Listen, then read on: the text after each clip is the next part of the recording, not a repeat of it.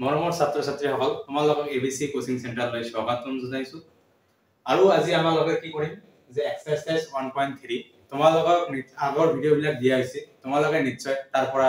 কিবা শিকিব পাৰিছা কিবা অসুবিধা হলে আমাৰ লগত কমেন্ট বক্সত তোমালোকে নিশ্চয় কমেন্ট কৰিবা বুলি আশা ৰাখিলো আজি আমি তেনেহলে কি আৰম্ভ কৰিম এক্সাৰসাইজ 1.3 মানে অনুশীলনী 1.3 আৰম্ভ কৰিম 1.3 কি দিয়া আছে প্ৰথমতে যে এক নম্বৰ কোশ্চেনটো কি দিয়া আছে চোৱা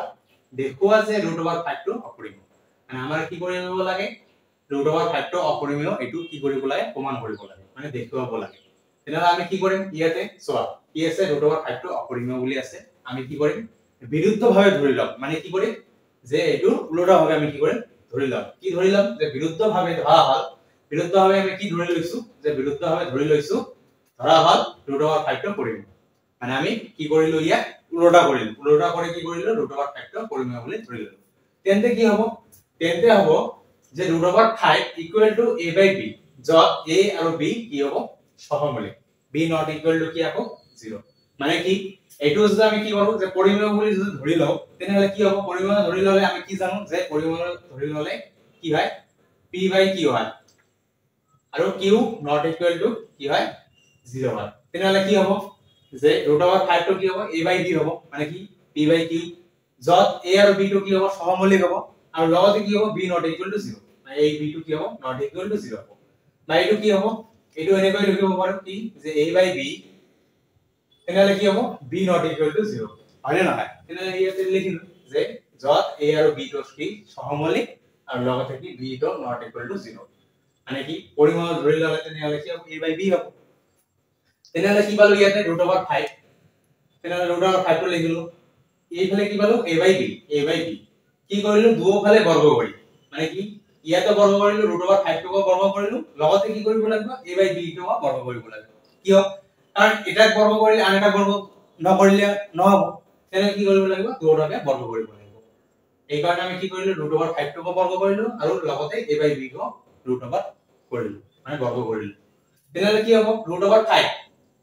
বৰ্গ কৰিলে মানে স্কয়াৰ কৰিলে কি হয় যে √5 ইনটু √5 এটো হয় না নহয় তেনে কি হ'ব আলটিমেটলি 5 হ'ব আমি কি লিখিলো যে √5 এর বর্গ কৰি কি পালো 5 আৰু ইয়াতে কি আছে এৰ বৰ্গ আছে b এৰ বৰ্গ আছে মানে কি এৰ উপৰত বৰ্গ আছে b এৰ বৰ্গ আছে তেনে কি হ'ব a স্কয়াৰ হ'ব আৰু b স্কয়াৰ হ'ব মানে দুটাতে স্কয়াৰ হ'ব তাৰ পিছত কি কৰিলো চোৱা b মানে ইয়াতে কি আছে 5 আছে আৰু কি আছে ইয়াতে b স্কয়াৰ আছে তেনেহলে কি কৰিলো 5 ৰ লগত b স্কয়াৰ কি কৰিলো ইনটু কৰিলো তেনেহলে ইয়াতে কি হ'ব যে 5b square 5 into b square আৰু তেনেহলে ইয়াতে কি বাকি থাকে যে 5b স্কয়াৰ এটো কি হল পূৰণ হয় ইয়াতে লগতে এইফালে কি বাকি থাকে মানে সোফালে কি বাকি থাকে আমাৰ a স্কয়াৰ তেনেহলে কি লিখিলো 5 into b square equal to a square এটো কেই নম্বৰ সমীকৰণ দিলো যে ধৰি ললো কি এটো 1 নম্বৰ সমীকৰণ কেই নম্বৰ সমীকৰণ 1 নম্বৰ সমীকৰণ তেনেহলে চোৱা ইয়াতে কি পালো আমি যে 1 নম্বৰ সমীকৰণ পালো অতএব কি হ'ব a2 5 এৰ বিভাজ্য কি হ'ব কাৰণ চোৱা 3 ইনটু 4 কি হয় 12 হয় না নহয় তেনে কি হ'ব 3 ৰে 12 ৰ ভাগ যাব 4 ৰ 12 ৰ ভাগ যাব নে নাই বা ইনটু কৰিলে কি হ'ব 3 ইনটু 4 কি হ'ব 12 হ'ব বা 4 ইনটু 3 কৰো তেনে কি হ'ব 12 হ'ব অৰ্থাৎ কি জানো আমি যে 12 ৰ উৎপাদক কি হয় 3 ইনটু 4 হয় না নহয় তেনে কি যে 12 ক আমি যদি 12 ক আমি কি কৰো 3 ৰে ভাগ কৰো তেনে কি পাও আমি 4 পাও আৰু চোৱা যে 12 ক আকৌ 4 ৰে ভাগ কৰিলে বা ডিভাইড কৰিলে কি পাও আমি 3 পাও তেনে এইটো পালো নে নাই আমি তেনে কি লিখিব পাৰো যে 12 ক 3 ৰে যায় আৰু 4 ৰে যায় তেনে কি হ'ব a স্কয়াৰ টো কি হেৰি যাব 5 ৰে যাব কি যাব a স্কয়াৰ ইয়াত কি আছে b স্কয়াৰ 5 ৰ লগত কি আছে ইয়াতে সহমূলিক হৈ আছে মানে ইনটু হৈ আছে না নাই তেনে কি হ'ব ইয়াতে যে a স্কয়ার টো কি 5 এর বিভাজ্য কি হ'ব আমি তো পালো ইয়াতে কি হ'ব যে 12 ৰ 4 এর বিভাজ্য যায় 3 এর বিভাজ্য যায় তাহলে ইয়াতো হ'ব সেম যে a স্কয়ার টো কি হ'ব 5 এর বিভাজ্য হ'ব আৰু চোৱা তেনে কি হ'ব a স্কয়ার টো যদি 5 এর বিভাজ্য হয় তেনে নিশ্চয় a টো কি হ'ব 5 এর বিভাজ্য হ'ব কি হ'ব ইয়াতে কি আছে a স্কয়ার কেইটা আছে দুটা আছে দুটা যদি 5 এর যায় তেনে এটা কোন নিশ্চয় 5 এর যাব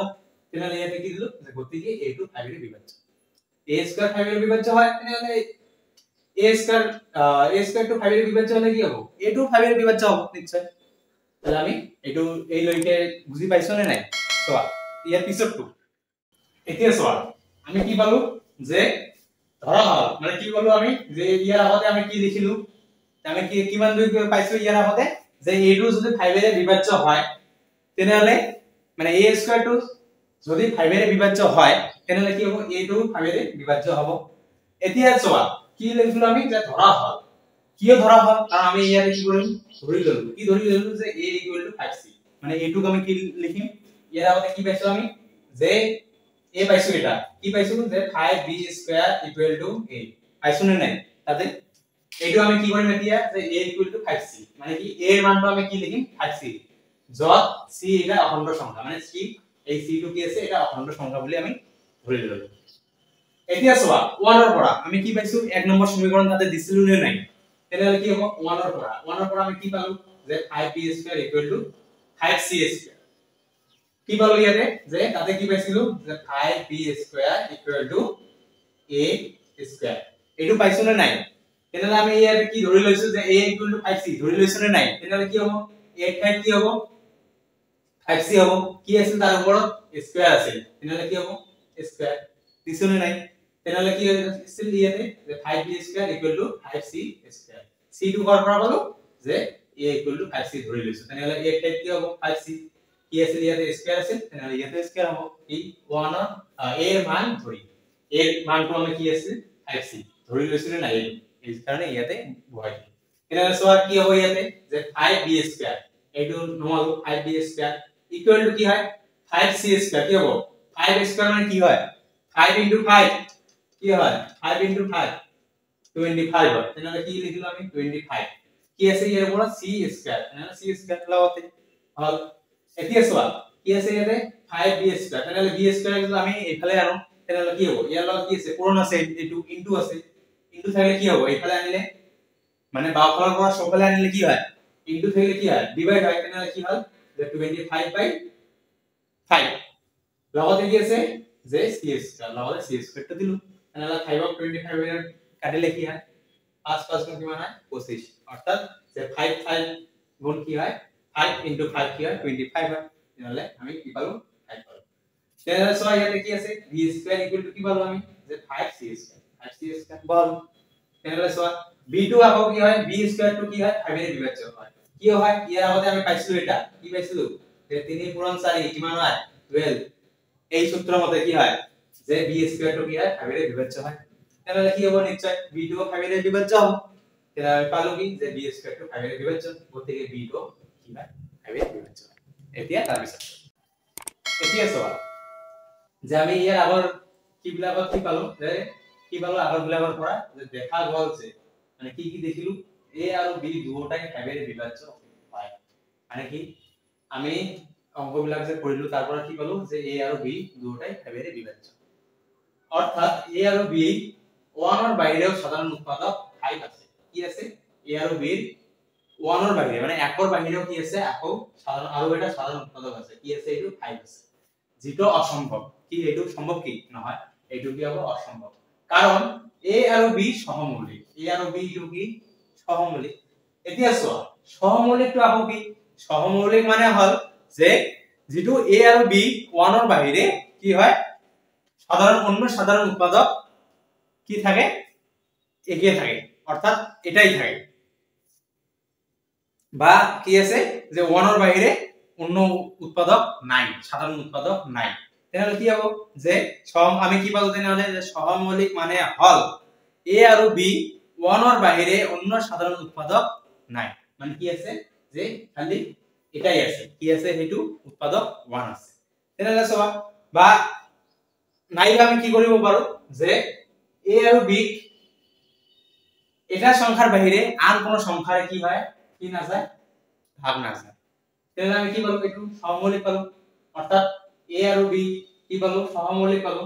এই বিৰোধৰ কাৰণটো হল এই বিৰোধৰ কাৰণটো কি হ'ব আমি কি পালো যে আগতে কি লিখিছো বিরুদ্ধাচরণ ভাবে কি লিখিছো আমি যে √5 টো পৰিমেয় তেনেহলে কি হ'ব নিশ্চয় এইটো কাৰণ হ'ব কি হ'ব যে এই বিৰোধৰ কাৰণটো হল কি √5 টো পৰিমেয় বুলি ধৰা আমি কি কৰিছিলো যে √5 টো পৰিমেয় বুলি ধৰি লৈছো এইটো হ'ব কি এইটো বিৰোধীৰ কাৰণ অতে কি হ'ব তেনেহলে যে অতে √5 টো কি হ'ব পৰিমেয় নহয় এইটো কি হ'ব অপৰিমেয় হ'ব মানে আমি কি পাবো যে পৰিমেয় বুলি ধৰি লৈছো এইটো হৈছে কি ইয়াৰ বিৰোধ মানে বিৰোধিতা কৰিছিলো আমি তেনেহলে কি হ'ব √5 টো পৰিমেয় নহয় তেনেহলে কি হ'ব এইটো কি হ'ব অপৰিমেয় তেনেহলে কি হ'ল ইয়াৰ পৰা আমাৰ লগত এনসাৰটো শেষ হ'ল তোমালোকে নিশ্চয় বুজি পাইছা এতিয়া চোৱা দ্বিতীয় নম্বৰটো আলোচনা কৰো এতিয়া চোৱা দুই নম্বৰটো কি দিয়া আছে যে প্ৰমাণ কৰা 3 + 2 √5 অপৰিমেয় এইটো কি কৰিব লাগে যে প্ৰমাণ কৰিব লাগে কি প্ৰমাণ কৰিব লাগে 3 + 2 √5 অপৰিমেয় বুলি আমাৰ প্ৰমাণ কৰিব লাগে তেনেহলে আমি কি কৰিলো যে আগৰ নিচিনা কৰিম কি কৰিম যে বিৰুদ্ধভাৱে ধৰি লম মানে কি উল্টাভাৱে ধৰি লম কি ধৰিলাম যে বিৰুদ্ধভাৱে ধৰা হল কি ধৰিম যে 3 + 2 √5 3 + 2 √5 পৰিমেয় বুলি আমি ধৰিলাম আগৰ নিচিনা হয় তেন্তে কি হ'ব যে পরিমেয় হলে কি হয় পরিমেয় হলে আমি কি পাও যে p/q আকৌ কি q ≠ 0 বুলি পাও নে নাপাও তেনেহলে ইয়াত চেম কৰিব লাগিব কি যে তেন্তে কি কৰিব লাগিব 3 + 2 √5 = a/b যত a আৰু b সহমৌলিক এটো কি হয় সহমৌলিক হয় সহমৌলিকৰ ডেফিনেশনটা আগতে তোমালোকক দি দিছো এতিয়া চোৱা যে a আৰু b সহমৌলিক p ≠ 0 কি q ≠ 0 আমি কি লৈছো p আৰু q ঠাইত কি লৈছো a/b লৈছো তেনেহলে কি হ'ব ইয়াতে b ≠ 0 b ≠ 0 দিলো এতিয়া চোৱা কি আছে ইয়াতে যে 3 + 2 √5 3 টো কি আছে ইয়াতে অখণ্ড সংখ্যা আছে না নাই তেনেহলে আমি কি কৰিম অখণ্ড সংখ্যাটো এখানে আনি তেনেহলে কি হ'ব 2 √5 ইকুয়াল টু কি পাম আমি a/b দিলু তেনেহলে কি আছে ইয়াতে আকৌ যে এইটো কি 3 টো কি অখণ্ড সংখ্যা তেনেহলে ইয়াত কি কৰিব লাগিব -3 কি হয় ইয়াতে আছে প্লাস +2 এখানে আহিলে কি হয় মাইনাস হয় না হয় তেনেহলে -3 পালো আমি ইয়াতে চোৱা আকৌ চোৱা কি আছে 2 √5 বহালো তেনেহলে চোৱা কি আছে a/b ইয়াতে আকৌ 3b পৰ পৰা আহে এইটো চোৱা ইয়াতে কি আছে যে 3 টো আমি কি পাইছো অখণ্ড সংখ্যা পাইছো আৰু লগতে কি পাইছো ইয়াতে যে 3 টো ইয়াতে কি আছে মাইনাস হৈ আছে তেনেহলে কি কৰিব লাগিব ইয়াতে এইটো কি হৰ হয় না নহয় হৰৰ লগত কি কৰিব লাগিব এইটো পূৰণ কৰিব লাগিব মানে এইটোৰ লগত এইটো পূৰণ কৰিলে কি হ'ব 3 * b 3 * b কি হয় 3b আকৌ তলত কি আছে b আছে তেনেহলে b বহালো পালো নে নাই তেনেহলে কি পালো যে 2 √5 ইকুয়াল টু a - 3b এটো ইনটু কৰিলো কি হল 3b/b আকৌ চোৱা ইয়াতে কি আছে যে √5 এটো আকৌ কি আছে ইয়াতে গোটা সংখ্যা আছে এইটো ইয়াত কি বল 3 গোটা সংখ্যা ইয়াত কি বল 2 গোটা সংখ্যা কি কৰিম 2 গোটা সংখ্যা ইয়াতে কি আছে ইনটু হৈ আছে না নাই তেনেহলে কি √5 টো অকলে ৰাখিলো মানে আলাদা ভাবে ৰাখিলো কি অকলে ৰাখিলো ৰাখাৰ পিছত কি হল ইয়াতে যে a/3b পালো ইয়াতে কি আছে b ইয়াতে কি আছে 2 কিন্তু এই আছে ইয়াতে কি কৰিম আমি যে 2b b লগত 2 আহিলে কি হয় 2b হয় তেনেহলে কি পালো ইয়াতে যে ইয়াত a b 2 আৰু 3 কি পালো a b 3 2 আৰু 3 কি হল অখণ্ড সংখ্যা পালো নাই তেনেহলে কি পালো আমি ইয়াতে a, b, 2 আৰু 3 অখণ্ড সংখ্যা বুলি পালো এতিয়া তাৰ সেটটো চোৱা এতিয়া চোৱা আমি তেনেহলে কি পালো ইয়াতে যে a - 3b/2b পালো নে নাই তেনেহলে চোৱা অপে a - 3b/2b পৰিমেয় এটো কি পালো পৰিমেয় পালো অৰ্থাৎ √5 টো পৰিমেয় হয় কি পালো আমি অখণ্ড সংখ্যা বুলি পাইছো নে নাই ইয়াতে যে অখণ্ড সংখ্যা কি পালো যে a - 3b/2b পৰিমেয় অৰ্থাৎ √5 টো কি হ'ব তেনেহলে পৰিমেয় হ'ব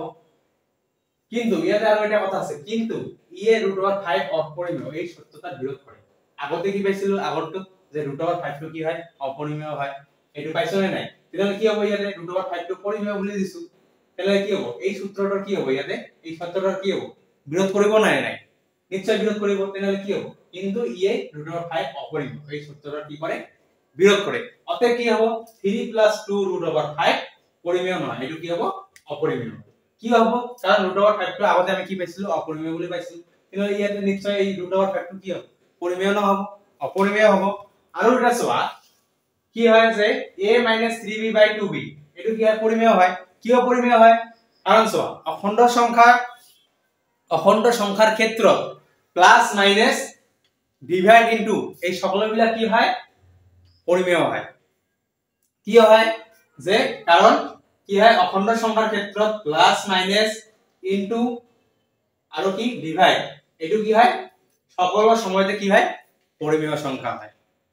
আৰু এটা কথা যে সহমৌলিকৰ ক্ষেত্ৰত কি হয় সকলো বিলাক ঠাইতে কি হয় অখণ্ড সংখ্যা হয় এটা অখণ্ড সংখ্যা যে হয় অখণ্ড সংখ্যাৰ ক্ষেত্ৰত আকৌ কি হয় যে প্লাস মাইনাস অৰ্থাৎ যে অখণ্ড সংখ্যাৰ যোগফলৰ ক্ষেত্ৰত মাইনাস মানে বিয়োগফলৰ ক্ষেত্ৰত আৰু পূৰণ মানে ইনটুৰ ক্ষেত্ৰত পূৰণফলৰ ক্ষেত্ৰত আৰু এটো কি বিয়োগফল যোগফল বিয়োগফল পূৰণফল আৰু কি হৰণফলৰ ক্ষেত্ৰত সকলো সময়তে কি হয় যে পৰিমেয় হয় তেন্তে ইয়াতে কি কি হল যে a - 3b/2b তেনলে এটো কি হ'ব পৰিমেয় হ'ব অৰ্থাৎ এই সূত্ৰৰ মতে কি হয় তেনলে ইয়াতে √5 টো পৰিমেয় ধৰিব লাগে কিন্তু ইয়াতে √5 টো কি পৰিমেয় নহয় কাৰণ আমি আগতে পাইছো যে √5 টো অপৰিমেয় তেনলে নিশ্চয় এইটো কি হ'ব এই পৰিমেয়টো কি হ'ব যে আগৰ সূত্ৰটাৰ কি কৰিব বিৰোধিতা কৰিব এই কাৰণে কি হ'ল যে 3 + 2√5 পৰিমেয় নহয় এটো কি হ'ব তেনলে অপৰিমেয় আমাৰ ইয়াতে কি হ'ল সমাপ্ত হ'ল এতিয়া চোৱা তাৰ পিছত কি আছে যে 3 নম্বৰটো আছে 3 নম্বৰত আকৌ কেইটা আছে তিনিটা আছে কি কৰিব লাগে প্ৰমাণ কৰিব লাগে এইটো আমি নেক্সট ক্লাছত আলোচনা কৰিম তোমালোকৰ কাৰণে এতিয়া চোৱা ইয়াতে আৰু এটা কথা যে তোমালোকৰ কিবা যদি প্ৰবলেম হৈ আছে ইয়াতে আমালোকৰ মানে ক্লাছ বিলাক কৰাত তেনলে বা বুজাত অসুবিধা হৈ আছে তেনলে নিশ্চয় তোমালোকে কমেন্ট কৰিবা আৰু লগতে আমালোকৰ যেটো চেনেলটো আছে এইটো তোমালোকে সাবস্ক্ৰাইব কৰিবা আৰু বেল আইকনটো প্ৰেছ কৰিবা ধন্যবাদ